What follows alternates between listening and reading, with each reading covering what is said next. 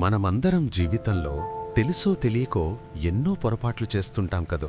అందులో కొన్ని సరిదిద్దుకోగలిగినా మరికొన్నింటిని మాత్రం ఎప్పటికీ మార్చలేం. అలా మనసులో ఉండిపోయే అతిపెద్ద భారం ఒకరిని ప్రాణంగా ప్రేమించి వాళ్ళు ఎందుకు దూరమయ్యారో అర్థం కాని అయోమయంలో బతకడం. సరిగ్గా ఇలాంటి ఒక మానసిక సంఘర్షణతోనే రోజూ పోరాడుతున్నాడు మన కథానాయకుడు జనార్దన్. తను వృత్తిరీత్యా ఒక కెమెరామ్యాన్. పెళ్ళిళ్ళు, వేడుకల్లో అందరి నవ్వులని తన కెమెరాలో బంధించే జనార్దన్ జీవితంలో మాత్రం తన ప్రమేయం లేకుండానే జరగకూడని ఒక చేదు సంఘటన జరిగిపోయింది. పగలంతా షూటింగ్స్తో తీరిక లేకుండా గడిపే అతనికి రాత్రి తోడుండే ఏకైక ప్రాణస్నేహితుడు తేజ. ఇద్దరూ హైదరాబాదులోని ఒకే గదిలో ఉంటున్నారు. కాని జనార్దన్ ఎవ్వరితోనూ పెద్దగా మాట్లాడడు. కనీసం తన రూమ్మేట్ తేజతో కూడా. ఉదయం లేవడం, షూట్కి వెళ్లడం, రావడం, ఎడిటింగ్ చేసుకోవడం, ఇదే అతని ప్రపంచం. అప్పుడప్పుడు తన ఫోన్లో వాళ్ళ అమ్మా, నాన్న, అక్క ఉన్న ఫ్యామిలీ ఫోటోని అలా రెప్పవేయకుండా చూస్తూ ఉండిపోతాడు. ఆ క్షణంలో అతని కళ్లలో చెప్పలేని బాధ కనిపిస్తుంది. కాని తేజ అలా కాదు. జనార్దన్ని బాగా అర్థం చేసుకున్న ఒక మంచి స్నేహితుడు.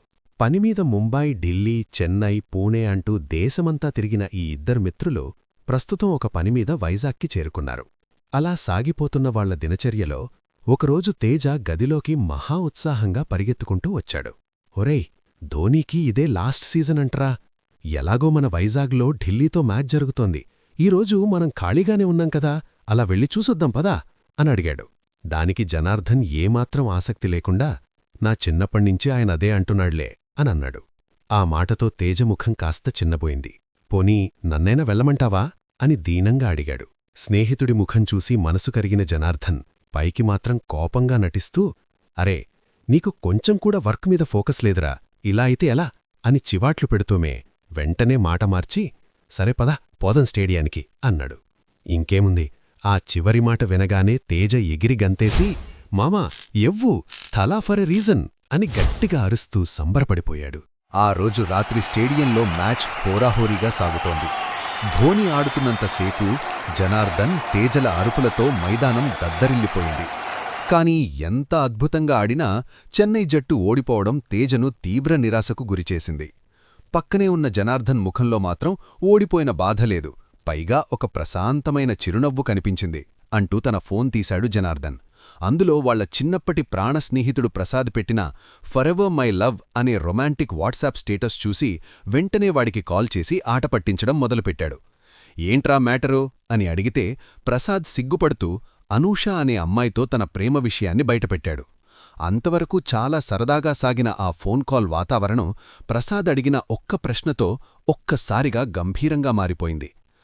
మొన్న న్యూఇయర్కి మన ఫ్రెండ్స్ శ్రీనివాస్, వెంకట్లను కలిసావు కదా, అక్కడిదాకా వచ్చి నన్ను కలవకుండా కనీసం ఒక్క మాట కూడా చెప్పకుండా ఎందుకు వెళ్ళిపోయావు అని ప్రసాద్ నిలదీసేసరికి జనార్దన్కు గుండె ఆగినంత పనైంది.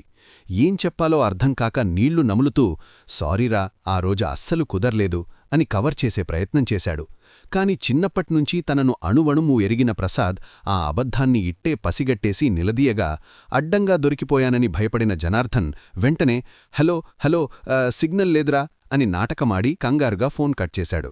ఎవడ్రావాడు అని తేజ ఆశ్చర్యంగా అడిగితే తన లోపలి కంగారును దాచుకుంటూ, ఎవడో ఒకళ్లే, నా బుర్ర తిన్నాడు అని చాలా తేలిగ్గా పొట్టిపారేశాడు.